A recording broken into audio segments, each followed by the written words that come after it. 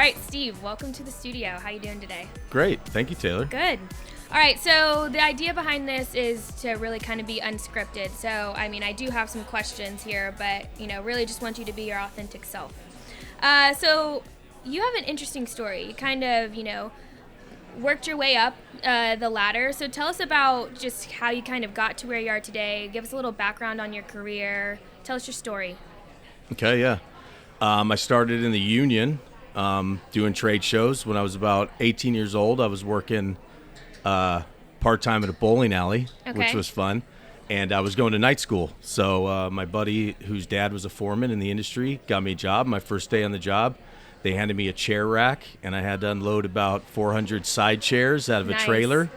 And I knew right away that being at different facilities, like I was at the Long Beach Convention Center, then I was at Los Angeles Convention Center. We had to travel to Palm Springs. I knew right away that not being in an office every day or stuck in a warehouse, right? Yeah. Like doing different things, being different places, being assigned to different things, right? Yeah. Setting up structure like this, doing graphics. Then I got into hanging signs, right? So doing something different, having different challenges every day, that really resonated with me. So you were a rigger too, right? Yep. So I did the union stuff, laid carpet, started to run shows as a foreman, and then, like I said, always looking for new challenges. Yeah. I saw the hanging sign people up in the boom lifts, high up in the air, hanging these hanging these big truss and lighting and really exciting stuff. So I got into that, started hanging signs, and then before I knew it, I took a certification to You're the CEO.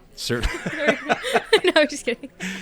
I got the certification, ETCP. It's a nationwide certification for rigging. Yeah. And that kind of took me to new levels. Opened up a lot of doors to get into places like Shepard. That's how I got into Shepard, right? He's the rigging guy. He knows rigging. Yeah. So it gave me kind of opened a door for me to get in with a unique kind of knowledge that not everybody has.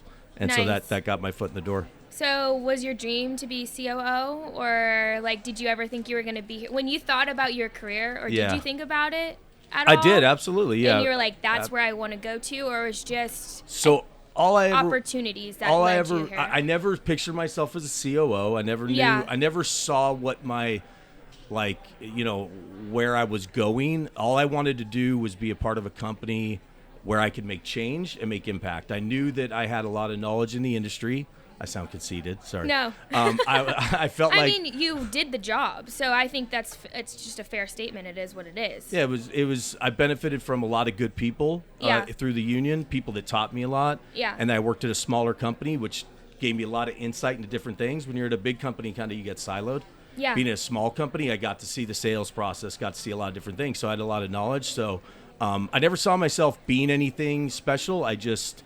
I knew I wanted to be somewhere where I could make change, make impact, implement things that could make the trade show experience better. And I always, being on the show floor, I saw the exhibitors' challenges. I saw that people just don't focus on making people's lives easier, right? Yeah. They're just focused on the task and not the bigger picture. Just get it done. Just hey, check a box. Yeah, they should be paying that bill, man. Don't worry about them, And I didn't see it that way, so I knew I could implement some change and change a culture, change people's behavior. And I've always been a sports person, right? So I love coaching. Being a team. I love changing the team's mentality. That challenge. What team do you like? I don't know. Do you have a team? Los Angeles Dodgers. Okay. I was a season ticket holder for a long time. Oh, nice. Love the Dodgers. Are you a football guy? You like football? Yeah. Or you like baseball more? No. I'm a football guy. Okay. But, the Raiders right now because I'm in Vegas. Okay. Yeah. Cool. All right, so you are the COO now. So let's talk about what do you do? What does a COO do?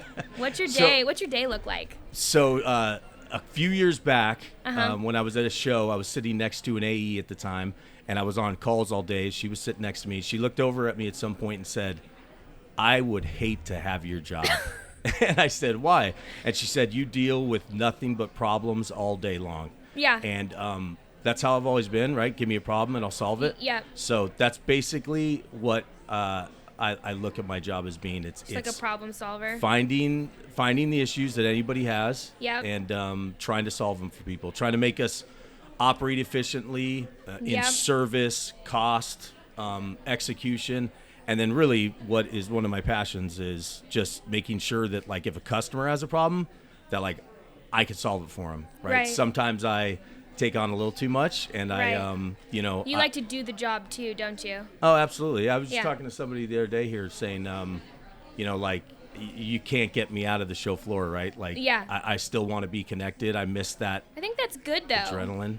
Yeah, yeah. To have boots on the ground as a leader so you can really know what's going on. Absolutely. Yeah, I think that's part of my Job. managing philosophy. Yeah. Some people think of it when you get up there, you kind of, you should sit behind a desk and manage the business, work on the business, not in the business, right? Right. But I like to do both. Yeah. So what do you think that Shepard is best at? I think Shepard is best at being flexible, adaptable, and serving people, really hearing people. I mean, that's what we hear from our customers. I know it sounds, when you give an answer like that, it sounds like it's like I'm selling it, Yeah. But no, that's really what we hear from people, right? I deal with issues, like I said, with our customers, and most of the time what our customers say to us is like, the team is so great. They're amazing. If you guys could just fix these few things, then. And so we do service people. We really have a real culture that makes people feel included and like there's something special. Yeah. So I think that's what Shepard does best. We serve and we care, and you don't get that in every business market nowadays, right? Yeah, no, absolutely. So kind of shifting gears, because this isn't all about just Shepard and how great we are and how great you are, So correct me if I'm wrong. You snowboard? I do snowboard, yes. Yeah? Where do you like to go? So I haven't snowboarded in a while. Okay, because the job? I've been trying to get out. My kids are starting to get a little older now, so they want to go snowboarding, but Have they been before? they have not yet. Ooh. I used to take How old are they? my nephews, Okay. but not my kids. My kids are 14, 12, and 10. Okay, they're still good learning age. I mean, you always should be learning anyway, but Yeah. So But, are you good? No, I You mean, give me Goofy, or do you ride Goofy? what is Goofy left-handed or whatever? Yeah, like the opposite way of everyone else. No. You're No. normal? I ride the normal way. Yeah. Okay. I used to be good back in the day. I'd go to Mountain High, if anybody knows where Okay. Mountain High is. It's in Southern California. Okay. Mammoth, all the places in California. But yeah, I used to be good. I used to take jumps, grab the board. I used to be really good. You could grab the board, I really? can. Wow. Yep. All right, so you said you're a sports guy. Did you play sports? So you asked me earlier. I did. Yeah, I you couldn't play football, I right? downplayed football a little bit because Yeah. football is my first love. Yeah, why did you downplay I it? also, I'm like promoting myself. I also played the guitar. Oh, okay. And so I'm a music you guy. do it all. But football is my first love. So I Okay. downplayed football. I love football. My parents would not let me play. Would not let me play football. So did you play any sports growing up? Yeah, I played baseball, soccer, stuff you like good that at as a anything? kid. I was good at soccer Would when I you was younger. consider yourself athletic? I was actually really good at tennis. I won a couple of Really? tennis tournaments. Really? When I was like 12 or something. Yeah. Would you consider yourself athletic? I think I am. Some people might not agree with you. I can pretty much, hang with people. I'm not great. But, Yeah. What kind of music do you listen to, Steve? Everything? Yeah, I listen to everything. I just listen to like the greatest hits or pop or whatever's classics, going on. the good old days kind of thing. But I listened to a lot of punk rock growing up, heavy metal, stuff that isn't like popular mainstream. Yeah. My brother was into like bands that were on like not so popular album labels, and so I'd go see them live. But they're not really popular bands. But it was like hard rock and roll. Yeah. Okay, I have a fun question for you, kind of back to Shepard. So you've kind of seen it all, you've done it all, on the show floor. Some. I'm sure you've seen some crazy things on show site. What you talk about, you're always just solving problems. Give us a crazy story. A crazy problem you solved, or a crazy time, or a crazy move-in. There's got to be something where you're like, I didn't think we were getting this done. Or there was this crazy expectation.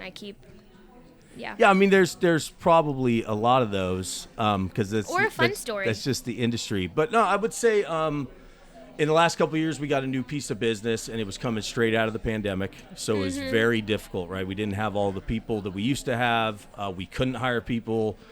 People weren't available. So I got back into it. Right, and I was on the show floor, leading a crew and dealing with stuff, and it was a new customer that they had a different perspective than we did, and they had a perspective of really elevated service and delivery. And at that time, while we wanted to do that, we were just challenged, Yeah. So we just went through this moment of like getting the show open, and then realizing that we shoved everything out on the docks, and then the building was upset at us, and I went out on the dock, and I had a moment where I realized, even though things are tough, you've got to kind of realize that people still have their expectations. And I learned a lot from that moment that sometimes you can't be, stubborn in your ways, and you have to kind of meet people halfway and communicate and collaborate. So I learned a lot from that challenging moment, and it made me a better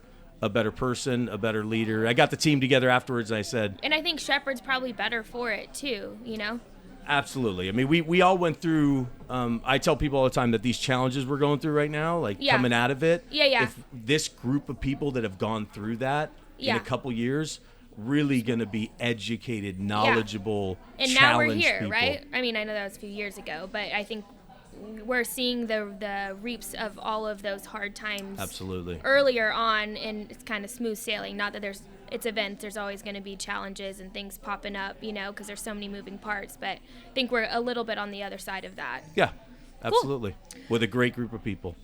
Oh, this is a fun one. Sunglasses, right? There's this saying that's the first thing you put on in the morning, right? Yeah, they just told me to take them off right now. What are you? Maui, I wasn't wearing them. Are you Maui Jim? What's your brand? What do you wear? I almost bought a pair of Maui Jim just recently, but the woman at the place wouldn't help me. She was ignoring me, so bad service. So I left. Yeah. No, I'm an electric guy. I don't know if you ever heard of electric sunglasses.